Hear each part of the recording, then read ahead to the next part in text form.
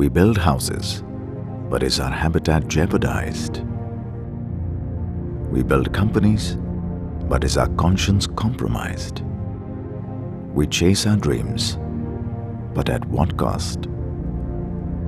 Will we realize our folly when all is lost? Is there a way to undo our wrongs and prosper taking nature along? Is there a way to end nature's agony? Can we create a world of harmony? Industry is often blamed for doing damage to the environment. Industry exists for supplying products and services to the consumers. Consumers, in a very true sense, go for their aspirations and needs because that's what development is all about.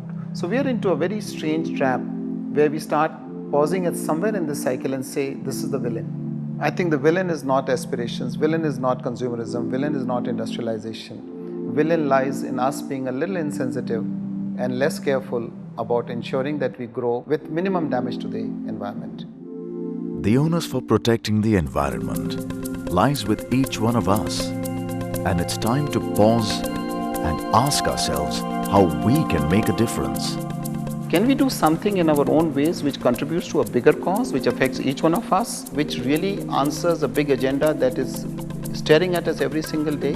We as a company, we as a Cummins entity, can we do something which really would make a difference in the lives of people around us? And here we said, hey, let's pick up an agenda which is within our reach, which is about being absolutely glued to the environment and making a difference out there. The right questions brought out the right answers, and the result is the Cummins Generator Technologies manufacturing plant at Ranjangaon, Pune, India's first green manufacturing facility with zero environmental impact.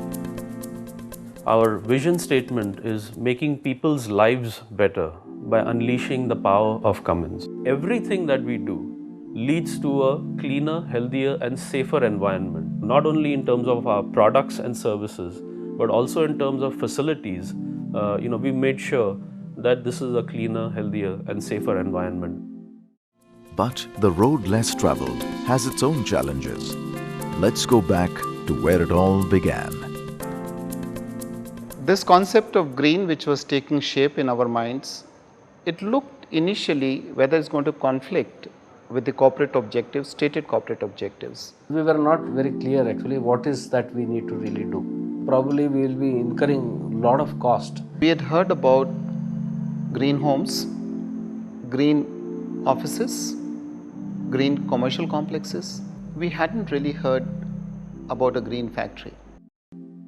Every great journey begins with the first small step. And here, it meant understanding what the green factory concept was all about. I was wondering how to get the information for implementing green building concept, and we visited CII Hyderabad Greenhouse Center for getting the information. From CII, it was from the specification point of view, where LEED was one is the certifying body and then ASHRAE the specification. So we looked at those specifications, we studied it, and then we discussed our consultants, architects, and we really found that we can definitely meet this and also in many cases to exceed this. So what exactly is a green factory? A green factory optimizes natural resources like light, wind and water. It minimizes the use of non-renewable energy sources. It utilizes eco-friendly materials, and it prevents contamination of the environment through waste management. After detailed research and understanding of the green factory concept, the team visited the plot for the proposed factory, and they were immediately confronted with the first challenge. When I really reached on the site, I had a big question mark and I said, oh God, what do I have in my hand? It had 20-meter gradient on one side and 10-meter gradient on another side. It had rocky mountains. There was a natural free-flowing water body in the heart of the plot. It just didn't feel like the most friendly site that you'd like to set up a plant. But nature has its own methods of disguising opportunities as problems. All they need is unraveling. Nature has the provisions. We just need to understand and utilize them in a proper way. We utilized some of these very effectively to our purpose, which is what nature offers us. And sure enough, the slope gradient of the plot proved to be a boon. This is typical terrain which was helping us now to pump this water through the gravity. So we are not using any electrical pump for pumping the water and distributing everywhere.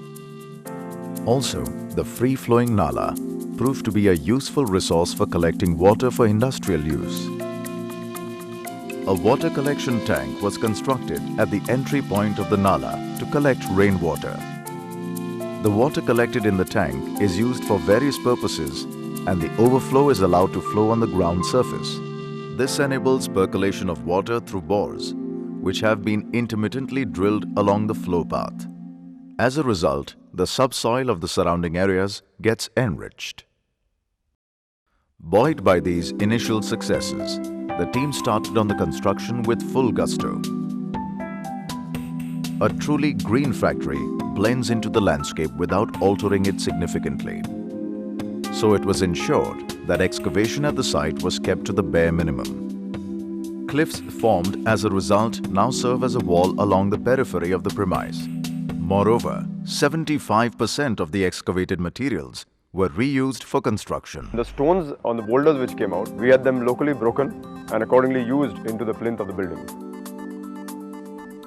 As construction progressed, the team carried forward the green credo by choosing recycled and eco-friendly materials at every juncture. The bricks that we have used for the superstructure are fly ash bricks.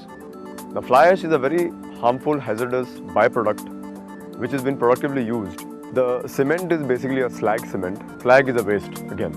So that's been recycled into the cement. The entire factory complex, comprising of the production facility, office area and canteen, has been developed without using wood. Only recycled materials have been used for ceilings, carpets and other interior designing requirements. An eco-friendly material like glass wool has been used for cladding the roof, and low VOC paints have been used for all painting requirements. As the green concept became clearer, the team decided to further capitalize on nature's many facets. The first priority was to minimize power consumption from cooling and ventilation. The area where our factory is located happens to be a very windy area. Rather than just ignoring it, we said if this pressure is available, if this wind velocity is available, can we utilize it for our own productive use? The team developed and implemented the concept of a natural wind tower. This is a 10-story high tower which captures air at a height of around 30 meters and channelizes the same through underground ducts into the production facility. Net effect is that today we are able to get a circulation in our shop floor which is 5 turns per hour, cool air, circulating air, fresh air, completely ventilating and cooling our workplace. Lighting is another major contributor to power consumption. And here too, nature's provisions were tapped effectively. We realized we were in an area where there was a lot of sun and opportunity. I said, can we use this? The building design has been made in a manner to get maximum natural light into the interiors. Sunlight enters the work area from the ceiling and from the sides. As a result, not even a single artificial light is used during the daytime. Also, the right kind of glass was used so that only light enters the premises, while the accompanying heat is restricted. Power consumption was further lowered by opting for suitable equipment and processes. Manufacturing process, while design stage, what we said, actually we will use the equipments which are having energy efficient electrical systems so that we require lesser power. We've also installed light fittings for the dark hours which are energy efficient and which ensure a good lux level with lesser power consumption. The processes that we have looked at are energy efficient. We have put new technology equipment so that the hazardous waste has been drastically reduced to the tune of 70% with respect to the conventional system. Industrial waste can be a major pollutant. For a factory to be truly green, waste management is a critical criterion. My factory is a zero discharge factory. It means it doesn't discharge anything. Whatever it does, it treats it and does it. We have industrial waste created due to production. We have domestic waste and we have waste generated out of the canteens. All these three wastes have been cultured through vermicomposting, and then that same vermicomposting is used as a fertilizer. Even the hazardous waste which is going to be generated during the production has been referred to and is going to be picked up by the government approved agencies. Further on, water, which is a very major component of any discharge. We have treated this water and are utilizing the entire treated water for our own landscape, and a provision has been kept to recycle and to use this water for flushing if the need arises. A truly green setup also means compensating for the carbon dioxide emissions arising from manufacturing and even transport of employees. We are offsetting the CO2 that has been emitted actually by us. Almost 2,000 trees have been already planted. This not only helps in the compensation part of it, but also helps in prevention of soil erosion. One of the Cummins objective is to reduce greenhouse gases by 25% in the next 3 years. I think from that point of view, we are very well placed. Going green goes beyond processes and practices. It is a mindset change, a culture change, which becomes a way of life. One of the many such practices is washing one's own dishes, no matter what level one works at. What is the purpose of washing the dishes? When you start washing your dishes, you start throwing what you wasted. So when every day you take out that food and put it somewhere else, you realize, hey, I wasted. So by doing this, we are making people sensitive, hey, you shouldn't be wasting food. And what's nice, these habits, you switch off lights when you leave the room, you don't waste your food when you're eating. You do these things, people carry that home. I definitely want to take my family and show them what is the thing and why we are saying, okay, this is how it is going to help the environment. With that, definitely even they will also communicate it to the outside people. It's totally eco-friendly, so it makes me really feel great about it. It is a matter of pride for me, a matter of pride to work with a company like this. We are actually walking the talk and making an example for this whole environment. Green culture which is set in at Cummins Generators is going to help the community to develop in a better way, because every employee then carries back home this message and probably becomes a better citizen. The green mindset has even crossed the company boundaries and affected other stakeholders like customers and suppliers. When my vendor comes here, when my customer comes here and he sees a building management system, he sees us utilizing rainwater harvesting, it just hits him. These guys are smart guys, they're utilizing nature to the best advantage. Why can't I do it? I was really bowled over by some of the technologies which they had used and embedded in the design and construction of this plant. I would say that it spurs one on to maybe emulate them and say, if they've done it, we can do it also.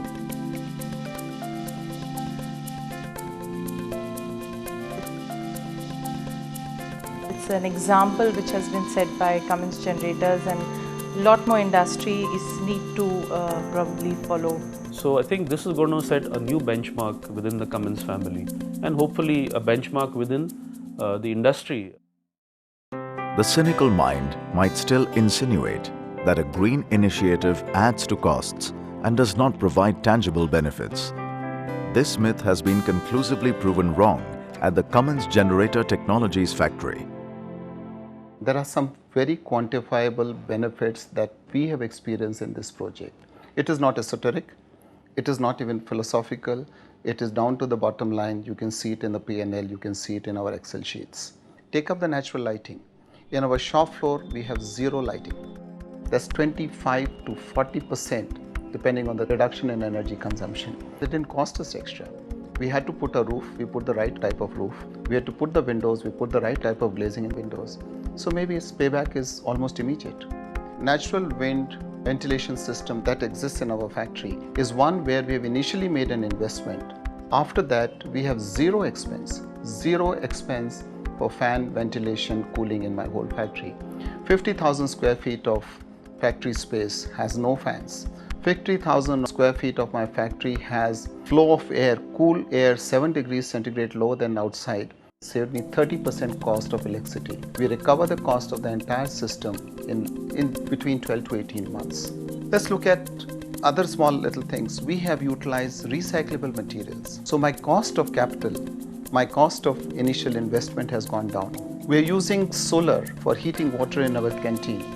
We had a terrain where there was a water flow. We have tapped that water into rainwater harvesting. So we're utilizing water which we would have otherwise had to purchase from outside. Within 2 to 3 years, we'll be using zero water from outside. So I'm going to save 1% of the cost. So if I were to aggregate, the entire payback period would not be more than 6 to 8 months. So it flows to the bottom line in the next annual report.